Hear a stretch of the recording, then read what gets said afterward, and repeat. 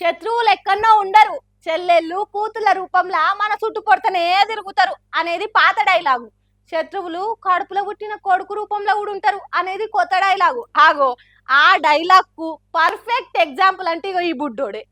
ఏంది తమ్ముడు ఏం చిన్న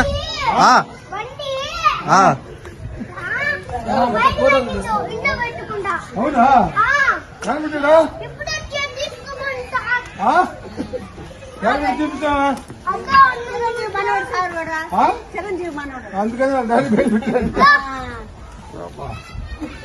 ఇష్టం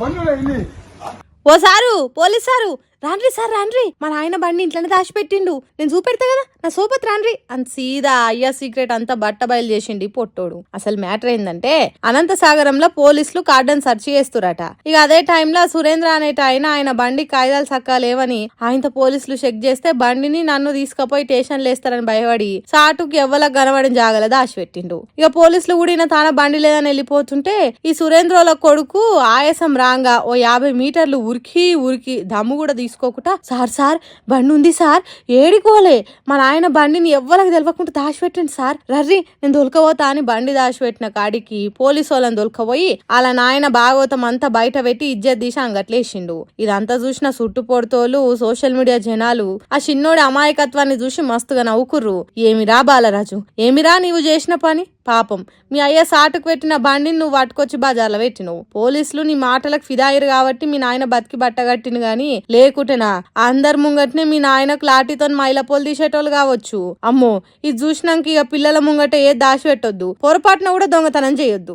ఇప్పటి పిల్లలు పిడుగులు కాదు కదా కోతులు కొండెంగలు, ఎంత జాగ్రత్త ఉంటే అంత మంచిది, లేకుంటేనా ఇట్లనే అవుతుంది కథ అని కామెంట్లు చేసి నవ్వుకుంటారు నెట్ జనాలు ఇది చూసినాక. కొండా సురేఖ జయంగానే కొండంతా కోపాలు వస్తున్నాయి కాంగ్రెస్ లో ఉన్న లీడర్లకు అని అంటే మీదికెళ్ళి ఆమె బిడ్డ మాట్లాడిన మాటలు జయంగా మంటలు ఇంత ఎక్కువ అవుతున్నాయి.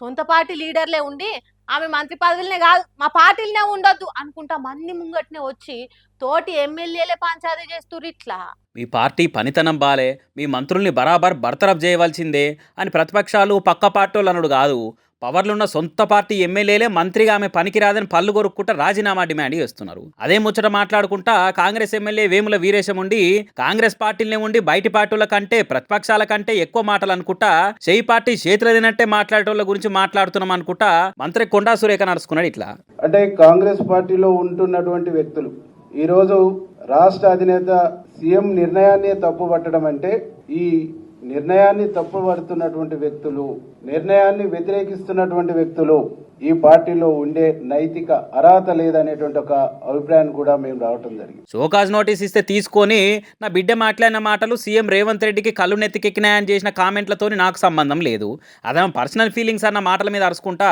షోకాజ్కు సమాధానం ఇస్తూ నాకు సంబంధం లేదన్న, నీకు సంబంధం లేదన్నప్పుడు నీ బిడ్డ మాట్లాడిన మాటల్ని ఎందుకు ఖండించలేదు?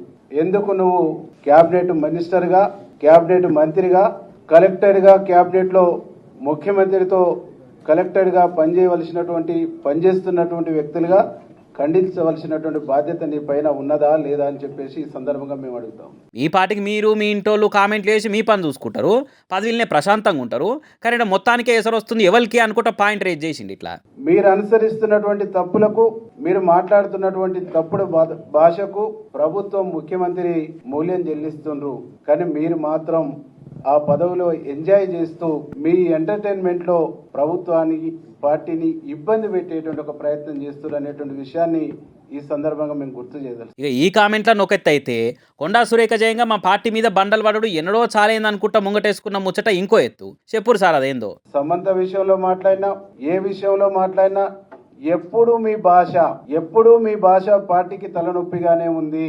వారెవ్వా సూపర్ చెప్పారు సార్. ఏది 2024 అక్టోబర్లో సమంత మీద కొండా సురేఖ పద్ధతి తప్పి మాట్లాడిన మాటలు అనుకుంటా పంచాదైన ముచ్చట ఇప్పుడు మీకు తప్పు లెక్క కానొచ్చింది. ఆమె భాష పార్టీకి నష్టం తెస్తుందని ఇప్పుడు క్లారిటీ వచ్చింది మీకు, అంతేనా? ఓ మహిళా మంత్రి అయ్యుండి తోటి మహిళ మీద, సెలబ్రిటీ మీద ఆమె క్యారెక్టర్ను గలీజ చూపించుకుంటూ మాట్లాడితే అప్పటి సంది ఇప్పటిదాకా ఇగరం లేదు, కానీ ఇప్పుడు ఇలా మీ పార్టీ కిందకే నీళ్ళు వచ్చే వరకు తప్పనిపించిందా? అని అనుకుంటా కాంగ్రెస్ లీడర్ల మాటలైన కామన్ పబ్లిక్ కన్నులెర చేస్తున్నారు. పబ్లిక్ ఉండి ఏం మాటలు ఇవని తిట్టినాడు మందలిచ్చి మంత్రి పదవిలోకి తీసేస్తామన్నది లేదు. ఇలా బిడ్డే సీఎం సార్ని మాటలు అన్నదాన్ని సీరియస్ అయి పోస్టులకి వెళ్ళి వీకేయాలంటున్నారు. మందిని ఎన్నన్నా ఏం కాదు, కానీ మన పార్టీ లీడర్ల మాటలంటే మంటలు పుట్టియాలి అంతేనా అని అనుకుంటా హస్తం నేతల మాటలైన జనాలంతా మస్తుగానే కామెంట్లు ఇస్తారు సోషల్ మీడియాలో. మరి ఢిల్లీ దాకా పోయిన కొండా సురేఖ పంచాయతీ ఎఫెక్టు ఆ మంత్రి పోస్ట్కి ఏమైనా ఎసరు తెస్తుందా లేదా అనేది రేపు చూడాలి ఇక.